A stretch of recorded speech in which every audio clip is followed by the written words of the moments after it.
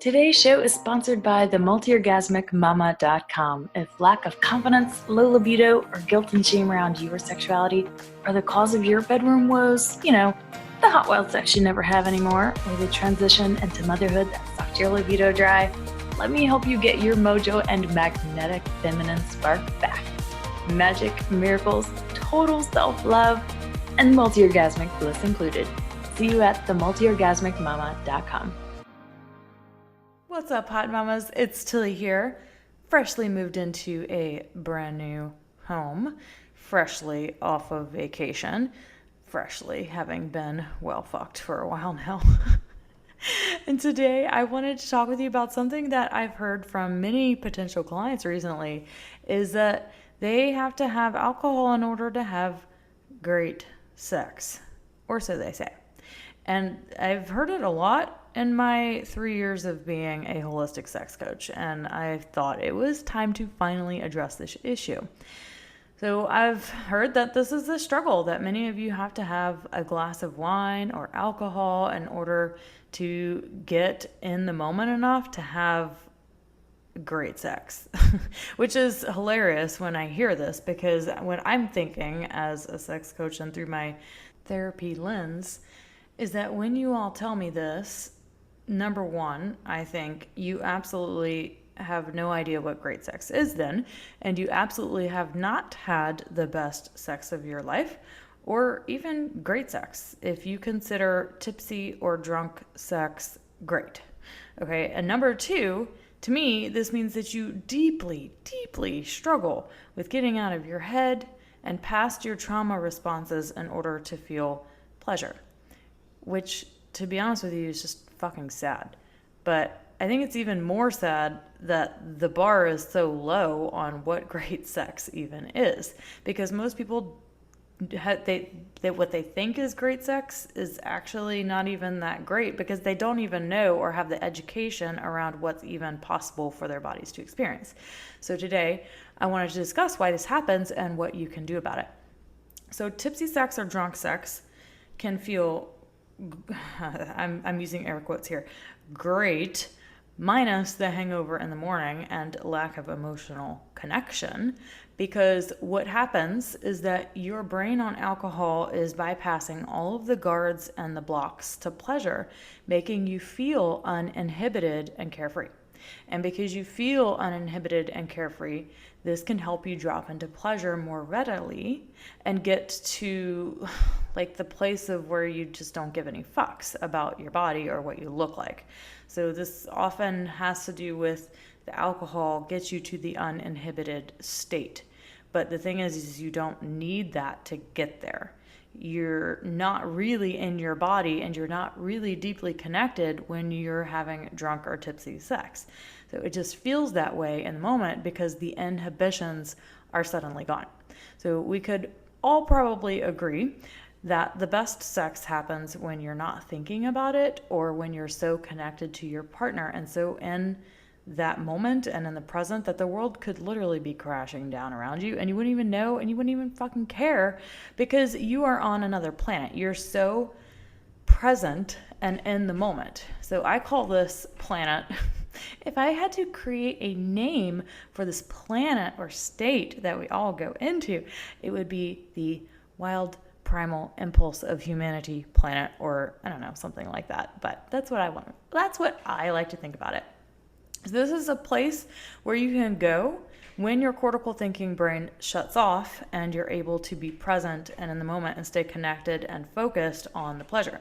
This is something that I talked about years ago when I first started my business. I did a live on this, but I feel called to tell you about it again. When I had my babies, my first one was born unassisted at home.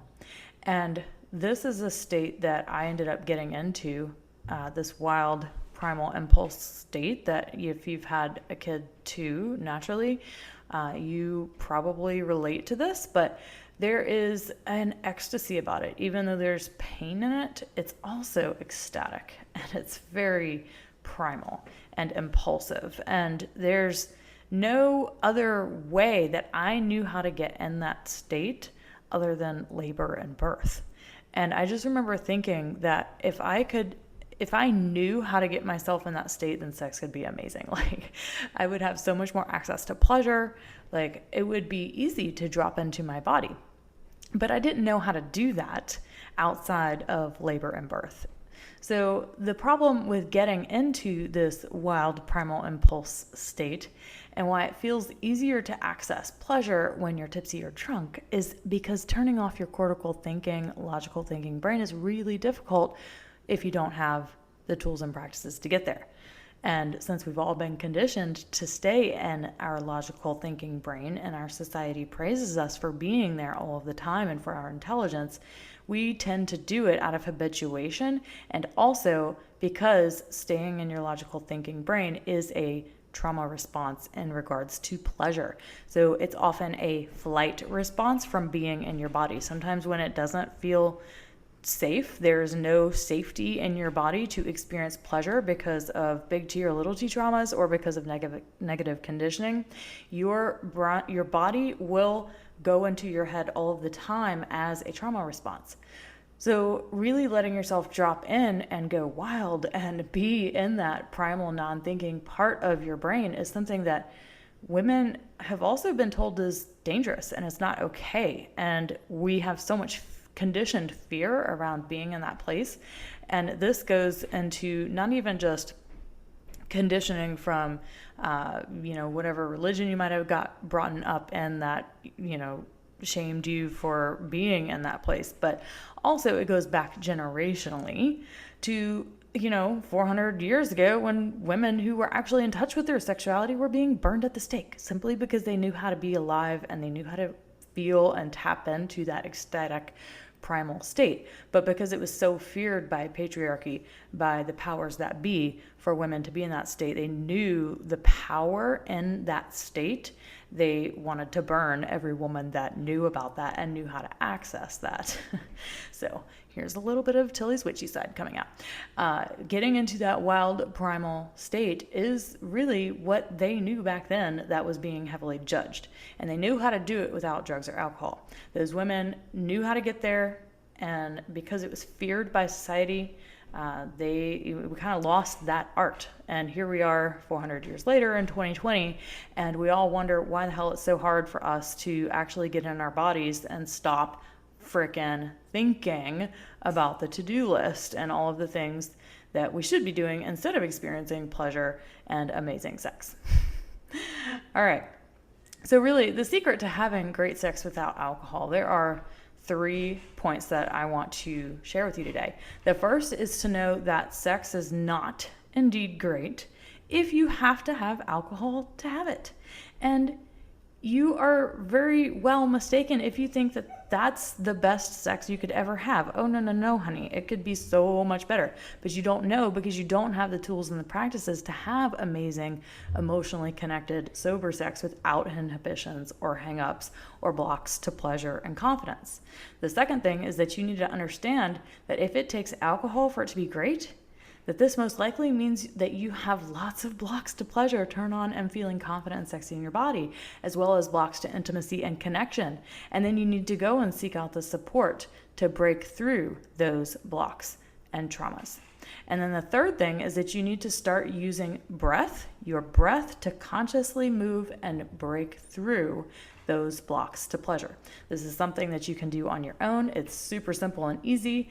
The breath is the most important holistic sex tool because it tends to have the most profound effect on the quality of your sexual experiences, and you don't need freaking plant medicine and drugs and alcohol to get there. So when you don't consciously breathe during a sexual experience, you're probably creating tension in your body and you're butting up against the blocks to pleasure. But if you breathe deeply and fully in and out of your mouth, this is going to help you move through those blocks as well as to relax the rest of your body. You do it in childbirth, you do it when you hurt yourself and you move through the pain. The breath is the most powerful tool you have to move through pleasure blocks and nervous system responses, such as the fight, flight, freeze, or fawn during the sexual experience itself. So be conscious of the breath in your sexual experiences and notice if it helps you to drop in more fully and to be able to get out of your head when you're having sober sex. So an example of the breath that you would want to use in sex is a deep, full inhale and exhale in and out of the mouth with no pause between the inhale, no pause between the exhale. So it sounds like this.